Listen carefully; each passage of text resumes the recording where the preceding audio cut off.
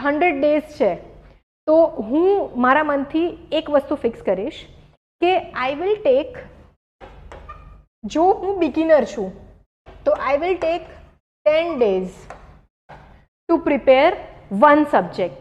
દાખલા તરીકે મેં પોલિટી લઈ લીધું તો હું પોલિટીની બેઝિક તૈયારી 10 daysમાં કમ્પ્લીટ કરીશ.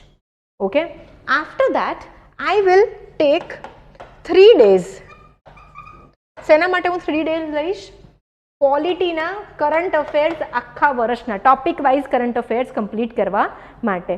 કોઈ પણ સારા ઇન્સ્ટિટ્યૂટની કરંટ અફેર્સ PT 365 અત્યારે નીકળેલી હશે બધા જ ઇન્સ્ટિટ્યૂટની, તમને જે ફોર્મેટ ફાવતું હોય. હા, પણ છે ને યાર, પેલા એકદમ જ ગુજરાતની સખત લોકલ ઇન્સ્ટિટ્યૂટ જેમાં કંઈ જ સારો કન્ટેન્ટ નથી એવું લઈને ના બેસતા. UPSC લેવલની કોઈક મેગેઝિન લઈને બેસજો.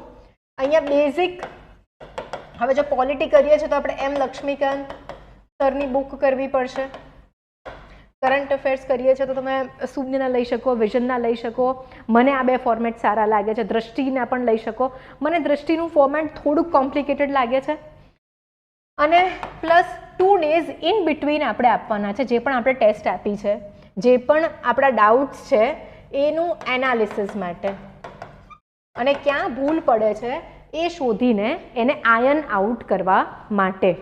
તો જો મારે તૈયારી કરવાની છે કે મારી 3 મહિના પછી પ્રિલિમ્સ છે, તો this is how I would make my time table.